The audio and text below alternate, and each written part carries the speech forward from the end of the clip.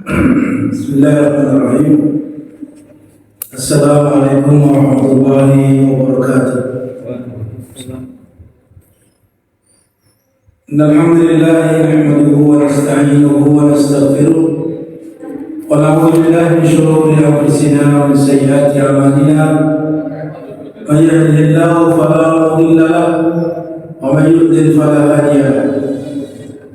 أشهد أن لا إله إلا الله وحده لا شريك له وأشهد أن محمدا عبده ورسوله. اللهم صل على محمد وعلى آله وصحبه ومن تبعهم بإحسان إلى يوم الدين. أما بعد، إخواني وأخواتي في الله rahimani wa rahimakumullah. Insyaallah ta'ala kita lanjutkan kembali dalam membaca hadis-hadis Rasulullah SAW yang ada di dalam kitab Al-Arba'in An-Nawawiyah. Kemudian kita baca juga penjelasan yang ditulis oleh para ulama terkait dengan hadis-hadis tersebut. Pada kesempatan pagi ini kita sampai pada hadis yang ke-14. Hadis yang diriwayatkan oleh Ibnu Mas'ud radhiyallahu anhu. Disebutkan bahwasanya an Ibnu Mas'ud radhiyallahu anhu qala, dari Ibnu Mas'ud radhiyallahu anhu beliau mengatakan, qala Rasulullah sallallahu alaihi wasallam, Rasulullah sallallahu alaihi wasallam bersabda, la yahillu damu imri'in muslimin, tidak halal darah seorang muslim, tidak halal darah seorang muslim illa bi'ihda thalathin, kecuali dengan sebab salah satu dari 3 sebab. Yang pertama adalah as-sayyibu zani. Sebab yang pertama dihalalkannya darah seorang muslim adalah as-sayyibu zani, seorang yang sudah tua berzina. Nanti akan kita jelaskan makna as-sayyib di sini. Kemudian yang kedua adalah wan nafsu bin nafsi, jiwa dan jiwa, artinya dia telah membunuh muslim, ya, dia telah membunuh seorang muslim yang tidak boleh dibunuh, maka hukumannya adalah qisas. Kemudian yang ketiga adalah watariku lidinihi, itu orang yang meninggalkan agama Islam, orang muslim yang meninggalkan agamanya, maksudnya dia murtad dari agamanya, dari agama Islam. Al-mufariqu lil jamaah, yang memisahkan diri dari jamaah, maksudnya memisahkan diri dari Islam, jamaah kaum muslimin. Rawahul Bukhari wa Muslim. Hadis ini adalah hadis yang diriwayatkan oleh Bukhari dan juga Muslim. Sebelum kita menjelaskan satu persatu kalimat yang ada di dalam hadis tersebut, maka sebaiknya kita bersama-sama membaca agar kita bisa menghafalkannya dengan benar, harokatnya dan cara bacanya. Semuanya mengikuti. Ani bin Mas'ud radhiyallahu anhu qala, Ali bin Mas'ud radhiyallahu anhu qala, qala Rasulullah sallallahu alaihi wasallam, qala Rasulullah sallallahu alaihi wasallam, la yahillu damu imri'in muslimin, la yahillu damu imri'in muslimin إلا بإحدى ثلاث إلا بإحدى ثلاث الثيب الزاني والنفس بالنفس والتارك لدينه المفارق للجماعة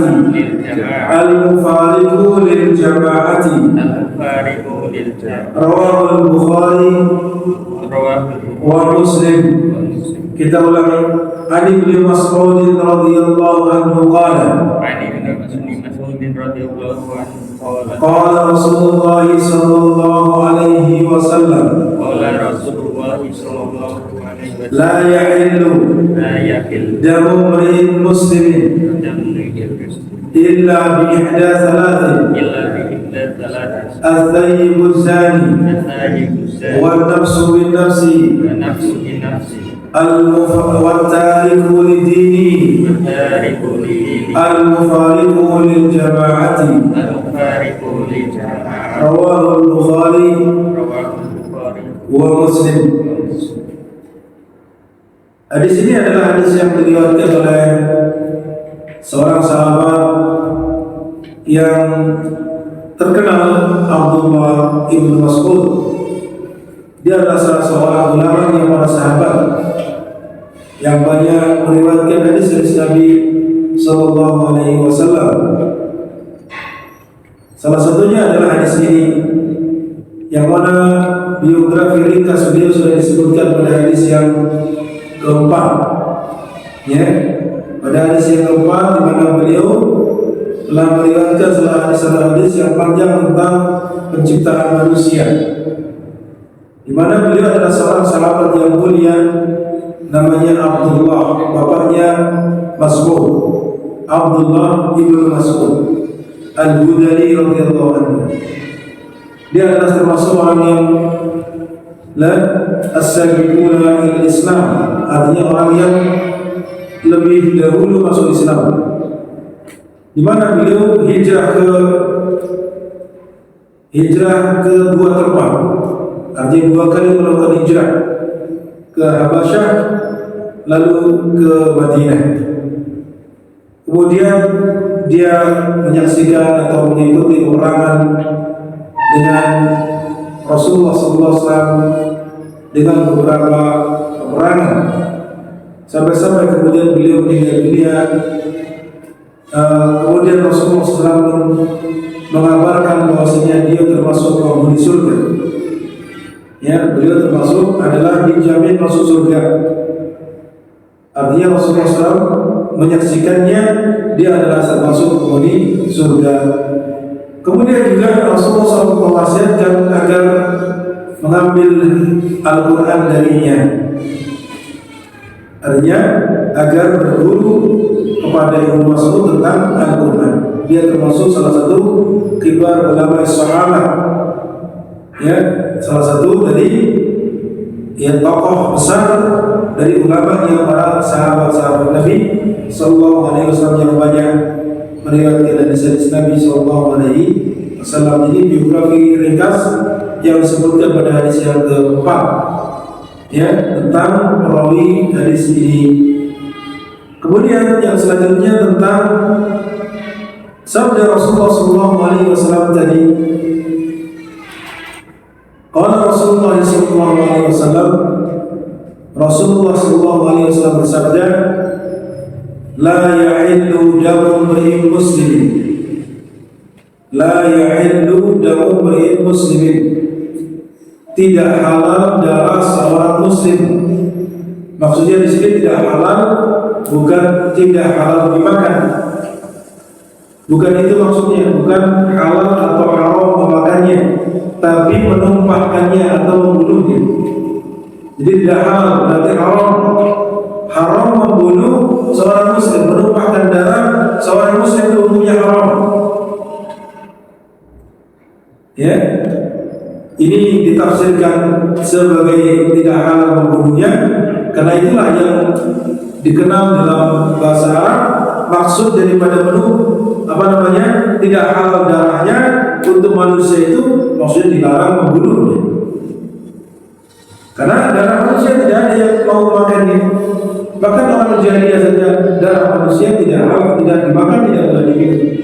Sehingga kalau dikatakan la yahillu damu bi'rin muslim, ya damu beriin maksudnya tidak boleh membunuhnya, tidak boleh menumpahkan darahnya. Bukan maksudnya tidak halal dimakan, bukan, tapi tidak halal untuk ditumpahkan atau dibunuh. Kemudian disebutkan di dalam hadis yang lain yang semakna, inna dima'akum wa amwalakum wa aradakum alaikum haramun. Ini lebih menegaskan lagi, sesungguhnya darah-darah kalian, maksudnya darah-darah kalian kaum muslimin, harta-harta kalian dan kehormatan kalian itu hukumnya haram atas kalian. Maksudnya haram di sini adalah haram untuk ditumpahkan, tidak boleh dibunuh. La yahillu damu imri'in muslimin imri'in muslim. Di sini diungkapkan dengan laki-laki muslim. Seorang apa? Laki-laki muslim. Apakah berarti kalau begitu darah di seorang wanita muslimah halal ditumpahkan? Jadi dia halal dibunuh? Tidak demikian. Ini masuk ke dalamnya wanita. Jadi sama saja wanita muslimah juga sama tidak boleh dibunuh atau tidak boleh ditumpahkan darahnya, haram hukumnya. Dan di sini diungkapkan bentuknya mudzakkar atau bentuk laki-laki mudzakkar, ya, bahwa ungkapan di dalam Al-Quran atau dalam Sunnah penyebutan mudzakkar itu adalah mencakup di dalamnya kaum wanita, mencakup di dalamnya kaum wanita. Jadi bukan berarti kaum wanita tidak masuk dalam hal itu. Itu demikian. Sehingga kalau kita artikan la yahillu damu muslim, tidak halal darah seorang muslim, baik itu laki-laki ataupun perempuan. Tidak terbatas hanya laki-laki saja. Kemudian selanjutnya kalimat muslim berarti dalam hal ini masuk ke dalam agama Islam. Artinya yang dilarang dalam hal ini adalah yang beragama Islam. Adapun yang selain beragama Islam, apakah halal darahnya? Dan nanti akan ada perincian. Ya, akan ada perincian. Ada di sana orang-orang selain Muslim yang disebut dengan kafir itu ada beberapa macam kafir. Ada kafir dhimmi, ada kafir muahad, ada kafir musta'man, ada kafir harbi. Ya, kalau kafir harbi, kafir dalam keadaan dia memerangi kaum muslimin. Dalam keadaan mereka memerangi kaum muslimin, maka di sini kaum muslimin boleh menumpahkan darah mereka. Ada dalam keadaan perang, karena itu disebut kafir harbi, orang kafir yang dalam memerangi kaum muslimin. Yang kedua kafir muahad atau kafir dhimmi. Ada istilah kafir dhimmi, kafir muahad, ada kafir musta'man. Apa itu maksudnya kafir dhimmi? Kafir dhimmi adalah orang-orang kafir, orang-orang non-muslim yang tinggal bersama kaum muslimin, tinggal di pemerintahan di negerinya kaum muslimin, yang mana kaum muslimin menjaga mereka. Mereka merasa aman di negeri kaum muslimin dan diganti supaya mereka membayar jizyah. Kalau orang muslim membayarnya pajak, kalau dia mampu.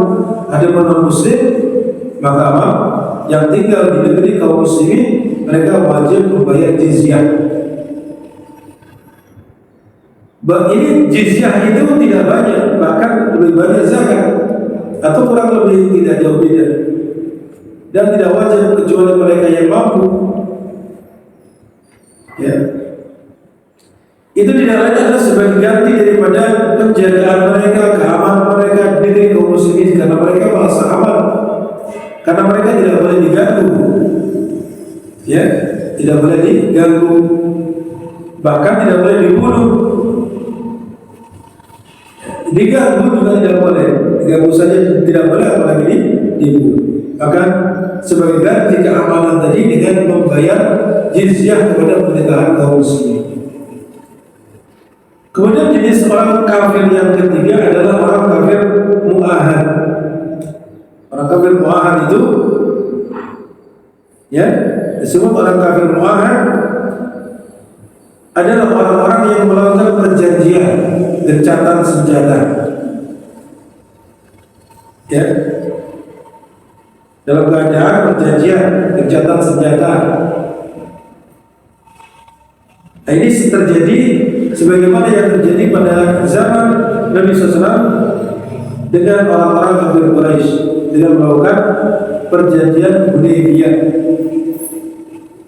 ya, yaitu dengan perjanjian Hudaybiyah,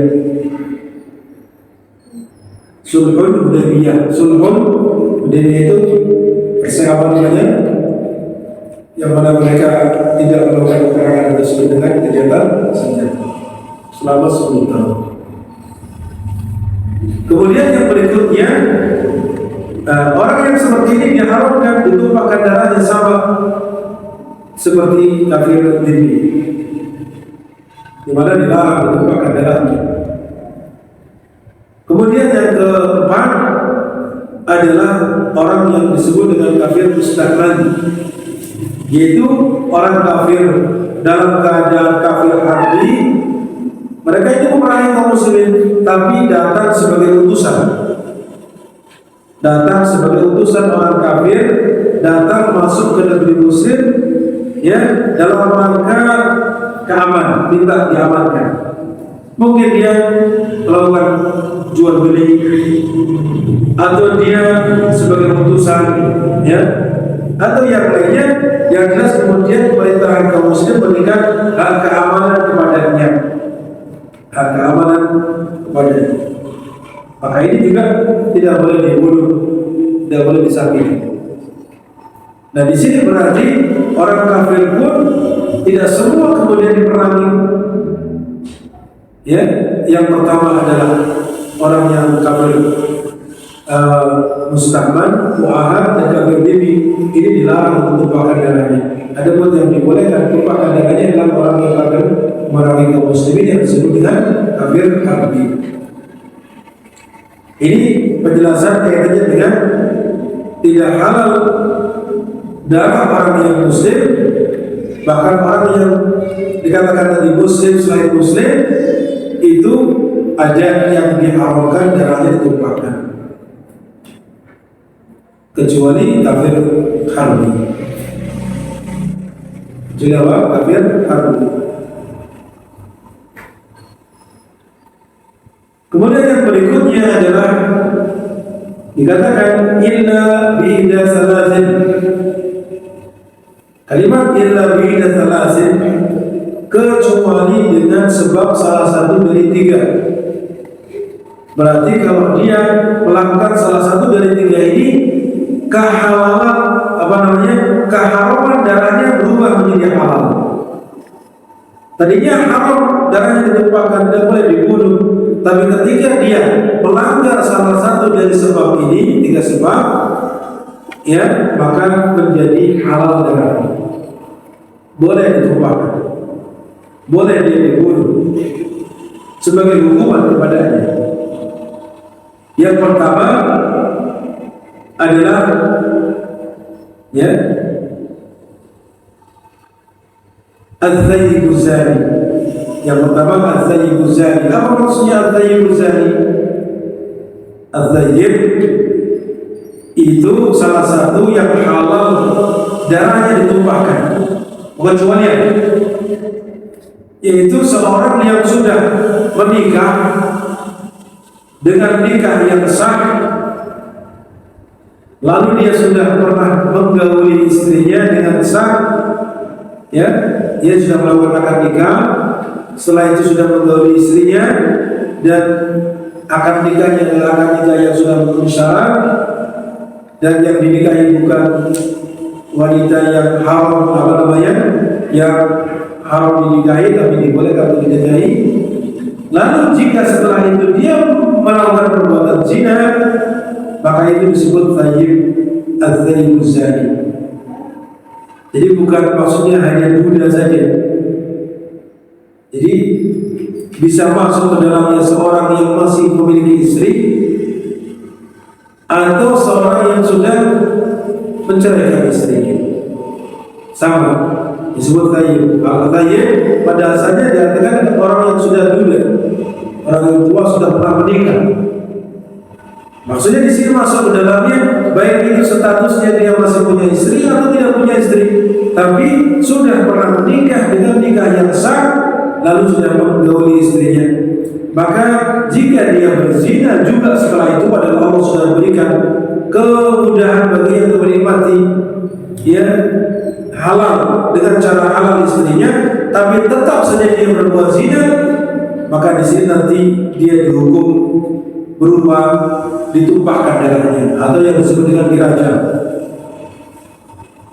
Ya, apabila telah melakukan perbuatan zina padahal dia sudah menikmati kenikmatan berupa nikah yang sah, dibolehkan dia menikmati seorang wanita sebagai istrinya untuk digauli, tapi tetap saja dia kemudian berbuat zina, maka dia berhak dirajam atau dibunuh.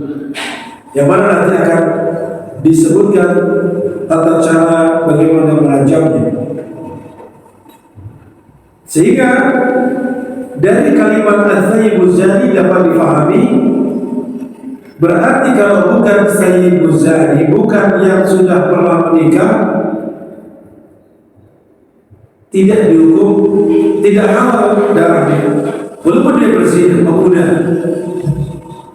belum pernah menikah sama sekali, ya, belum pernah menikah dengan cara sah, lalu dia berzina, tertangkap atau dia mengaku, maka yang seperti ini dia tidak dihukum bunuh atau tidak dirajam, tapi dengan hukuman yang tidak menumpahkan darahnya, dicambuk sebanyak 100 kali, lalu diasingkan selama setahun atau di penjara. Ini berarti apa? Kalimat az-zayyib pendidikan kalau masih pemuda, masih perawan, lalu dia berzina, yang belum pernah menikah sama sekali, belum pernah digauli oleh suami atau pasangannya, kalau dia berzina, maka hukumannya bukan ditumpahkan darahnya, bukan dibunuh, tapi dicambuk dan diasingkan. Ini kaitannya dengan yang pertama yang menyebabkan halal darahnya seorang muslim. Adapun yang kedua sebabnya adalah an-nafsu bin nafsi wan nafsu bin nafsi. Maksudnya di sini adalah qisas. Apabila seorang manusia, seorang muslim membunuh muslim lainnya dengan sengaja, ya, dia dikategorikan nanti akan dihukumi qisas, itu tentunya memenuhi syarat-syarat. Kemudian apa? Syarat-syarat, tidak kemudian setiap orang yang membunuh langsung diqisas, tidak. Tapi dilihat dulu apa, ya, apa tujuan dia membunuh. Maka dilihat dengan alat apa dia membunuhnya, apakah alat yang memang mematikan atau tidak. Kalau dia misalkan melempar dengan air satu gelas begini, melempar kena kepala atau meninggal, maka ini tidak bisa diqisas. Karena apa? Alat ini bukan alat yang digunakan untuk membunuh. Jadi dilihat alatnya. Kalau alatnya itu tidak bisa, tidak biasa, sesuatu yang dapat membunuh, tahu-tahu dia melempar kok mati, maka ini dianggap bukan qatl amd, tapi qatl syibhul amdi. Ya, syubhat, sehingga tidak bisa kemudian diqisas, tapi dia harus bayar dia. Nah, ini berbeda. Jadi tingkatannya dasar. Tapi kalau dia menyengaja dengan pisau, atau dengan golok, atau dengan pedang, atau atau dengan pistol, atau dengan alat yang mematikan batu besar, dia kepulkan kepalanya, kepulkan kepalanya. Ini kan secara sebab musabab bahwasanya itu alat yang mematikan. Kalau dia menyengaja membunuhnya, maka itu berarti nanti bisa dikisos. Kalau keluarga yang dibunuh menuntut untuk dikisos, dan itu jika ditegakkan hukum tersebut di negeri orang tadi. Kalau di negeri yang tidak menegakkan hukuman tersebut, ya tidak bisa berbuat apa-apa. Dalam hal ini di antara yang menegakkan kisos adalah Saudi Arabia, sehingga di sana sangat kecil sekali pembunuhan. Walaupun ada, akan tapi tingkat pembunuhan itu sangat kecil sekali. Berbeda dengan negeri-negeri yang tidak menerapkan hukum kisos ini. Mereka tidak takut, bahkan mungkin dilindungi, pembunuh dilindungi. Nah, ini apa namanya? Sehingga mudah sekali terjadi kasus-kasus pembunuhan karena dianggap orang yang membunuh tidak bermasalah. Tidak sampai kemudian dihukum sampai bunuh juga. Nah, demikianlah. Sehingga di dalam Al-Quran disebutkan hakikat kisah itu adalah ada kehidupan padanya. Wa inna fil qisasi hayatun. Ya. Wa inna fil qisasi hayat. Bahwasanya di dalam qisas itu artinya di dalam penegakan hukum qisas itu ada kehidupan. Apa maksudnya? Kalau orang tahu kalau dia membunuh manusia, membunuh seorang muslim, lalu nanti akan dibunuh juga, maka orang akan takut, oh nanti saya akan dibunuh juga. Saya nanti akan dihukum qisas. Orang akan menjadi takut kalau dia dibunuh juga. Sehingga tidak berani untuk membunuh orang sembarangan. Jadi berbeda kalau orang saya nanti akan selama paling di penjara paling 5 tahun, paling banyak 10 tahun, nanti setelah itu dikeluarkan bebas.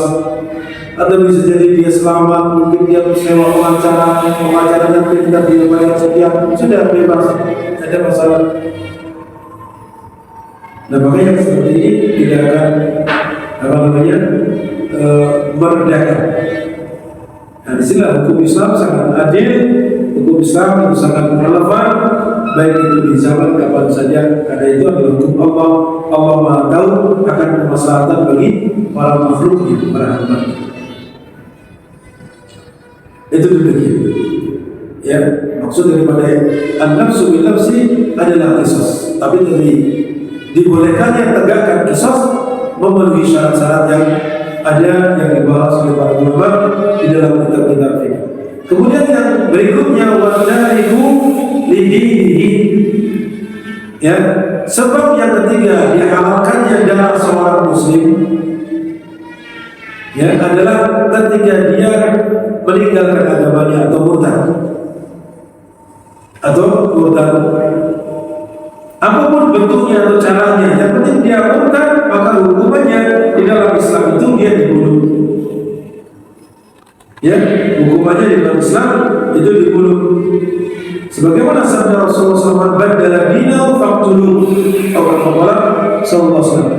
Barang siapa yang mengganti agamanya, maksudnya dia keluar dari agama Islam, kemudian berpindah kepada agama lain, maka dalam syariat Islam hukumannya dibunuh. Berarti ini halal darahnya.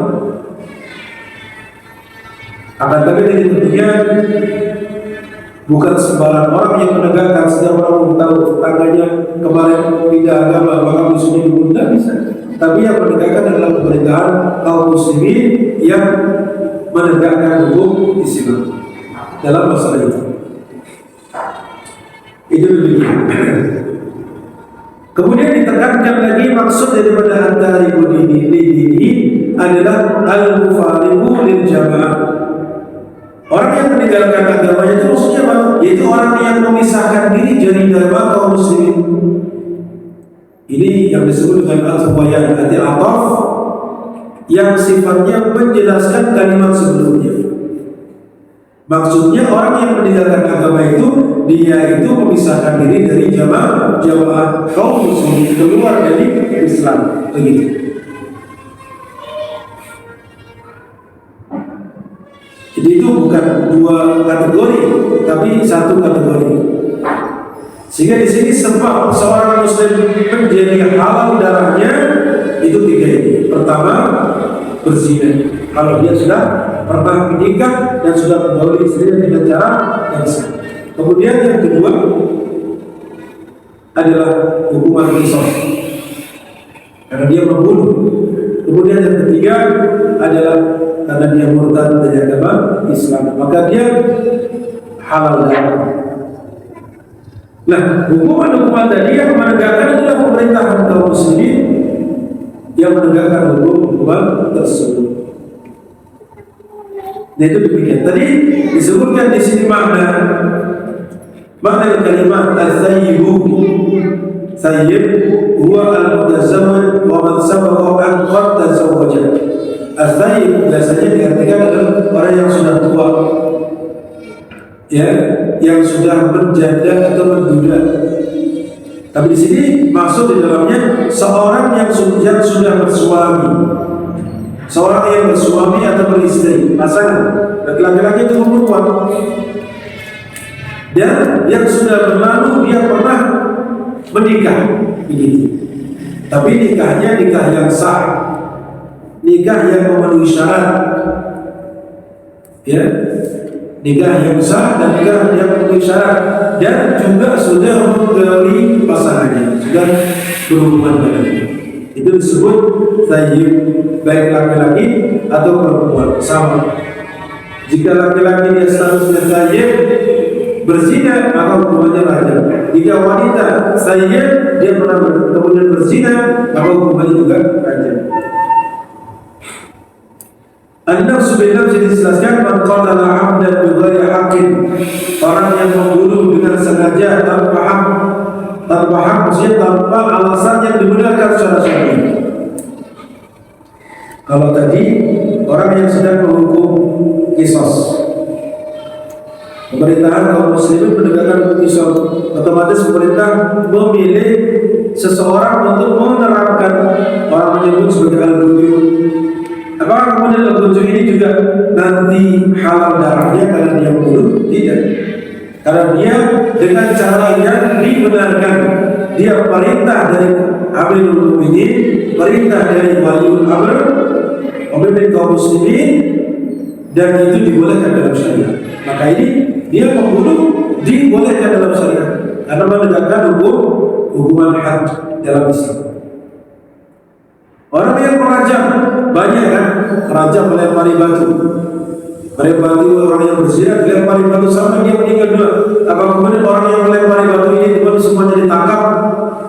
Tidak. Karena apa? Mereka itu membunuh tadi dengan cara melempari batu itu dengan cara yang dibenarkan dalam syariat, karena itu sebagai hukuman bagi pelaku maksiat tadi. Ya, itulah makna dari bighairi haqq fa innahu yuqtalu bi syartil mukafati fid din wal hurriyah. Maka dia itu nanti dikisos dengan cara dibunuh, tapi dengan syarat adanya kufu sepadan agama dalam hal agama dan dalam hal kemerdekaan. Agamanya harus sama, muslim dengan muslim. Kemudian kemerdekaan artinya ini yang membunuh merdeka, yang dibunuh merdeka atau tidak. Kalau berbeda maka ini karena yuqtalul muslimu bil kafir. Seorang muslim itu tidak dikisos ketika dia membunuh orang kafir. Ya, seorang muslim ketika dia membunuh orang kafir, maka muslim ini tidak dikisos. Paling tidak dia mungkin membayar diyat saja. Itu juga kafirnya adalah kafir yang tidak boleh dibunuh. Walal hurbil abdi, tidak boleh pula orang yang merdeka statusnya membunuh seorang budak, seorang hamba sahaya.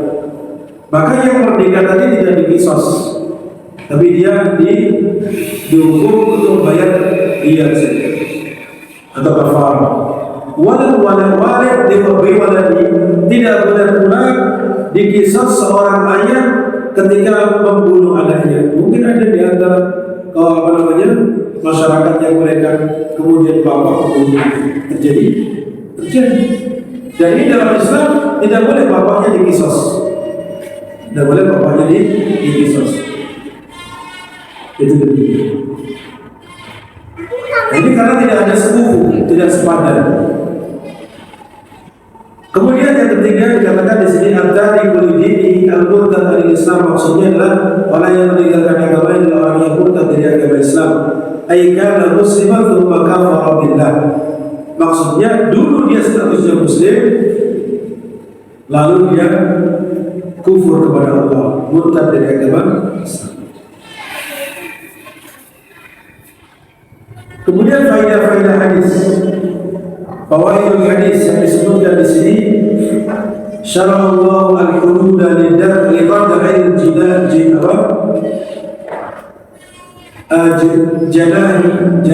wa himayati al-mujtama wa biqayati min al-jara'im. Allah Subhanahu wa taala mensyariatkan hudud. Hudud itu jamak dari had, hukuman di dunia. Hukuman di dunia contohnya tadi berupa kalau dia membunuh akan dikisos, itu namanya had. Kalau mencuri dipotong tangan. Kalau orang berzina, kalau dia sudah pernah menikah dengan sah dan membuat istrinya, maka dia dipajak. Kalau dia kemudian masih belum pernah menikah dengan cara yang sah, maka dia dicambuk. Itu namanya hudud. Ya, itu disebut apa? Hudud. Atau mufradnya had, hukuman di dunia. Hukuman itu tidak bisa ditawar-tawar, tidak toleransi. Kalau sudah didengar atau sudah sampai laporannya kepada hakim, maka harus ditegakkan. Karena itu hak Allah. Hak Allah tidak bisa ditawar-tawar.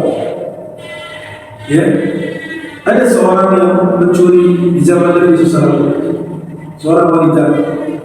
Lalu Nabi dilapori hal itu, kemudian akan ditegakkan kepadanya, dipotong tangan. Maka sahabat-sahabat yang lain dari keluarga Bani Makhzum, keluarga wanita yang mencuri tersebut, memberitakan salah satu anak angkat daripada Nabi SAW, atau cucu anak daripada anak. Yang mana Nabi SAW sayang sekali kepada anak tersebut.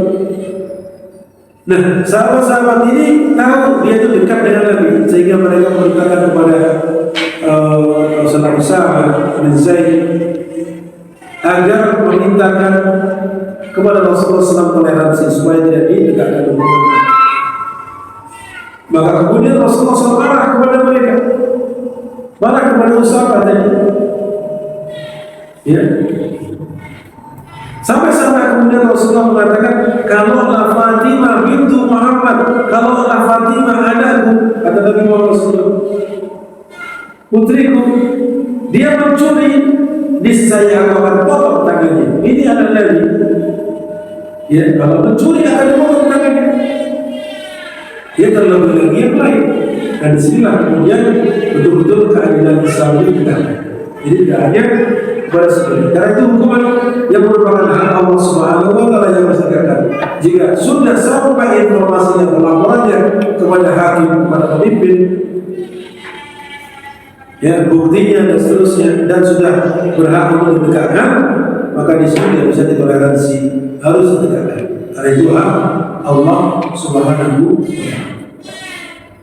Berbeda kalau tidak sampai informasinya kepada hakim atau pemimpin, sembunyi-sembunyi atau tidak ada yang tahu, tidak ada yang melaporkan, maka tidak dihukum, tidak ditegakkan hukuman padanya.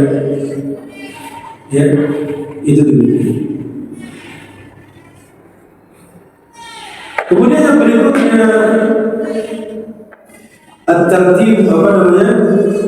Syara'allahu al-hudud li rad'il jalali wal himayati mujtama. Kenapa Allah Subhanahu wa taala menegakkan hukuman di dunia berupa hukuman-hukuman yang kita contohkan tadi? Di antaranya adalah hikmahnya li rad'il junah, untuk meredah supaya orang-orang yang pelaku-pelaku maksiat, kriminalisme dan seterusnya, mereka meredah, tidak melakukan perbuatan maksiat, tidak melakukan kejahatan-kejahatan. Wali himayatil mujtama, dan dalam rangka menjaga masyarakat kaum muslimin, dan juga membentengi mereka minal jaraim, dari kejahatan, dari kriminalisme. Ya, kemudian dari perbuatan-perbuatan buruk berupa tadi membunuh, berzina, mengambil harta orang lain dengan cara tidak dibenarkan dan seterusnya. Oleh karena itu Allah Subhanahu wa taala menegakkan hukuman tadi di dunia. Ya, di antara hikmahnya tadi sudah kita contohkan bahwasanya dalam kisos itu ada kehidupan. Artinya kalau semua berpikiran kalau dia membunuh nanti akan dibunuh, takut, sehingga dia akan menghalangi dirinya dari membunuh orang lain. Di sini maksud daripada kehidupan, ada kehidupan di dalamnya. Kemudian yang kedua di antara faedah hadis yang ada di atas adalah at-tarhibu min qatl nafsi allati harramallah, yaitu membuat orang takut membunuh jiwa yang Allah haramkan. Karena apa? Kalau dia membunuh, hukumannya adalah qisas. Dia dibunuh juga. Sehingga disinilah kemudian menjadikan manusia itu takut kalau dia akan melakukan perbuatan buruk atau perbuatan jahat tadi, yaitu membunuh orang lain. Kemudian yang ketiga, al-hathu ala iltizami jama'atul muslimin wa adamu mufaraqatihim.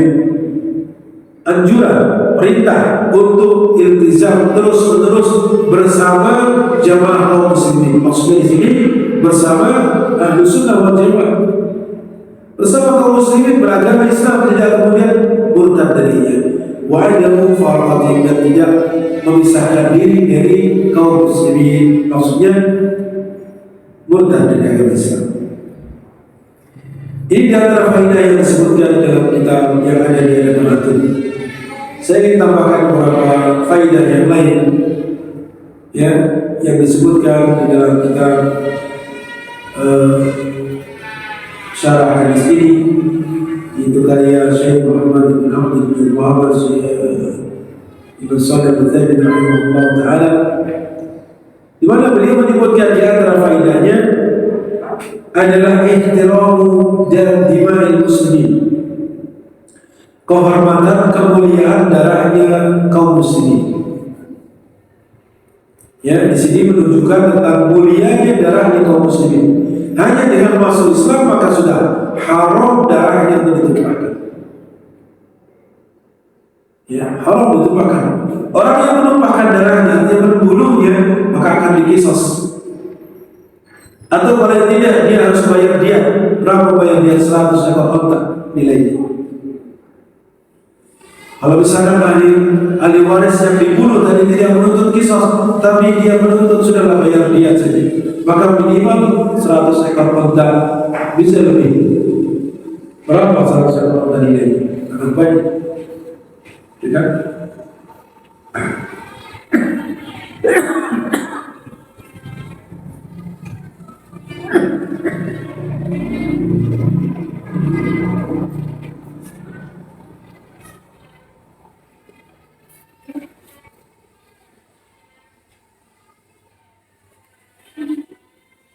Berdasarkan apa yang disebutkan dalam hadis karimah, yaitu dalam beri muslimin.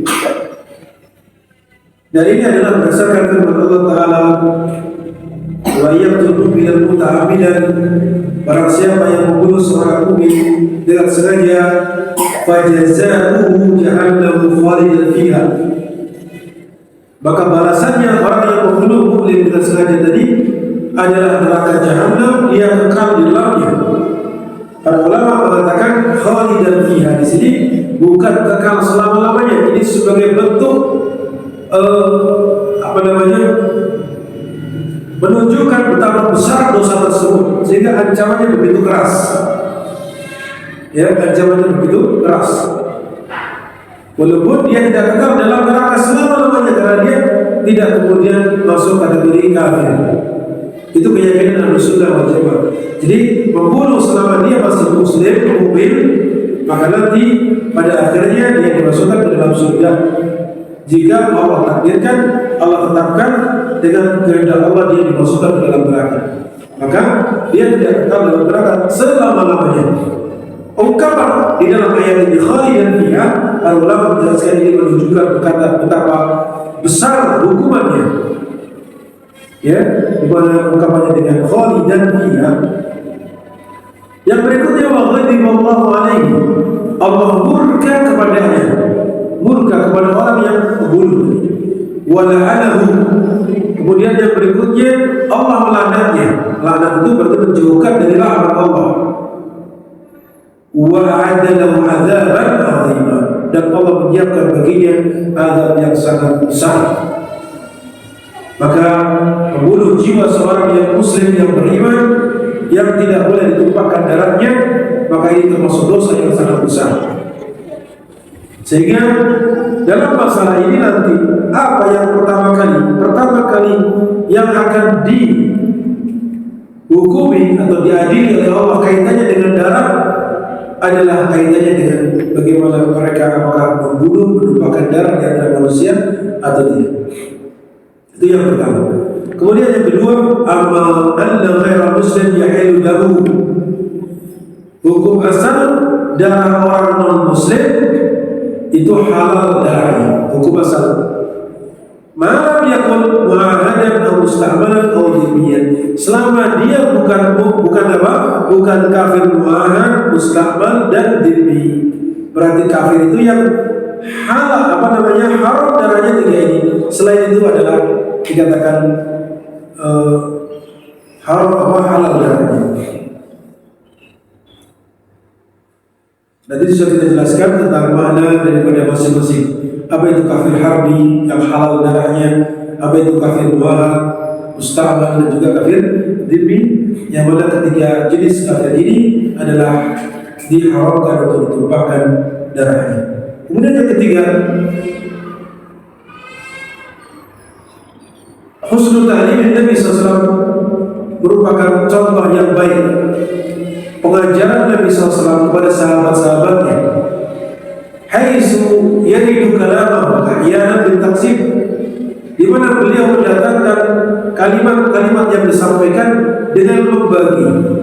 Ya, ini memudahkan mengingat bagian-bagian tersebut. Di mana Rasulullah SAW membagi tadi ada tiga. Katakan la yahillu damu muslim illa bi thalath.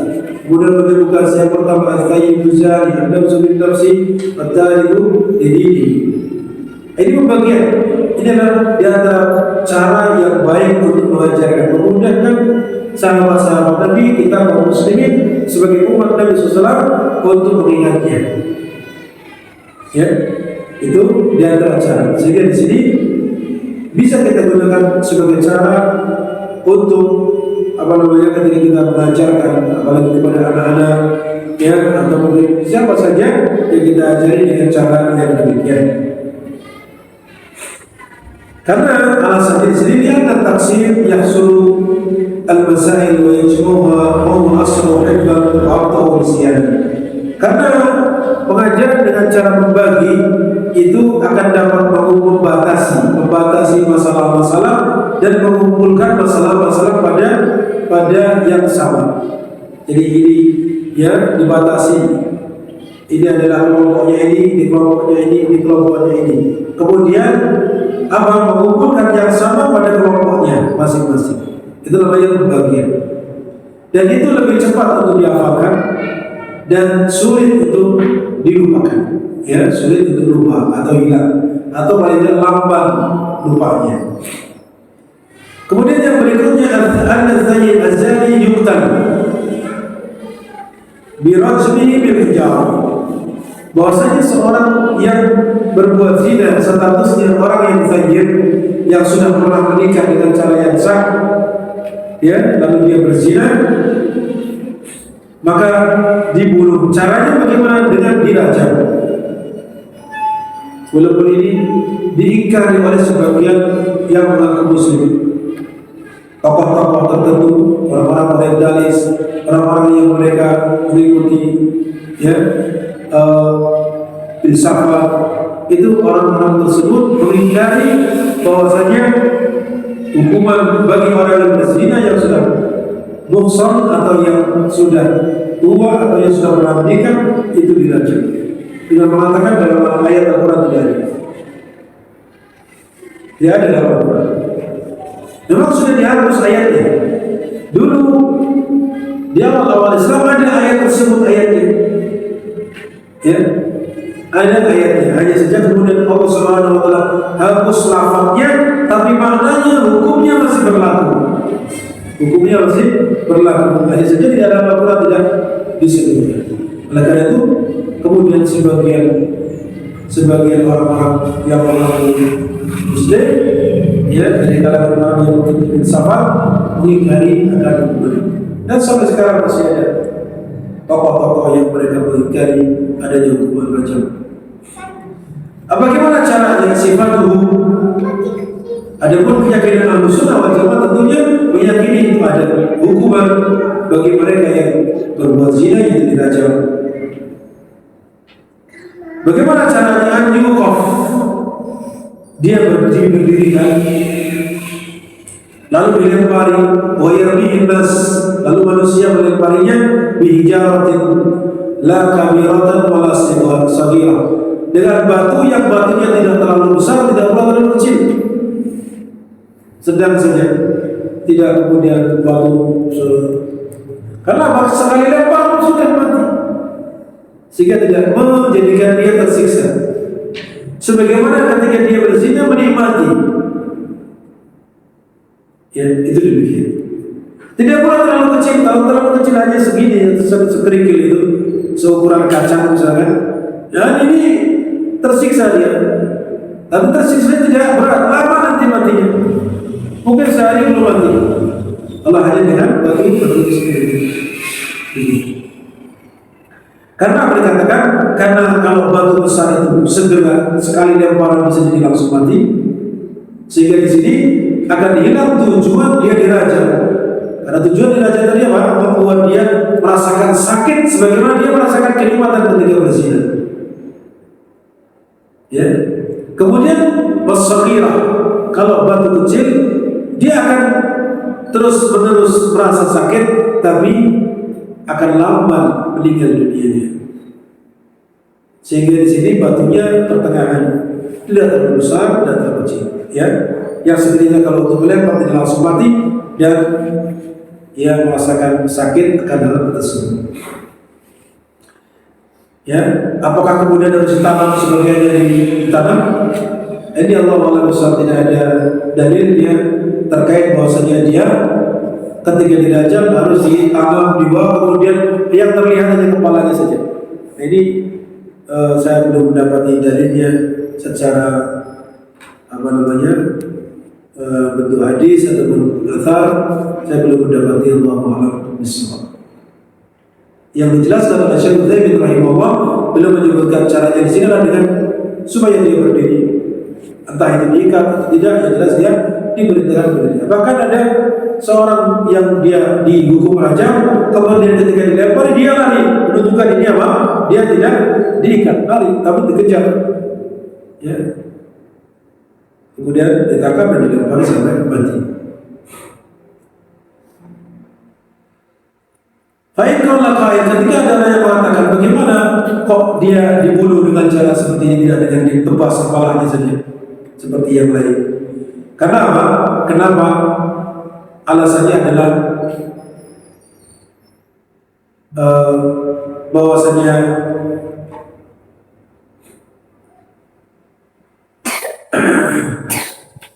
yang mana kalau dibunuh dengan pedang itu kan mengikuti sesuai dengan sabda Rasulullah, idza qataltum fahsinu al-qitl. Apabila kamu bunuh, maka bunuh dengan cara yang baik. Nah, beliau menjawab bahwasanya cara yang baik itu bukan berarti harus dengan cara yang cepat atau mudah dalam bunuhnya. Tapi yang baik itu adalah yang sesuai dengan petunjuk syariat.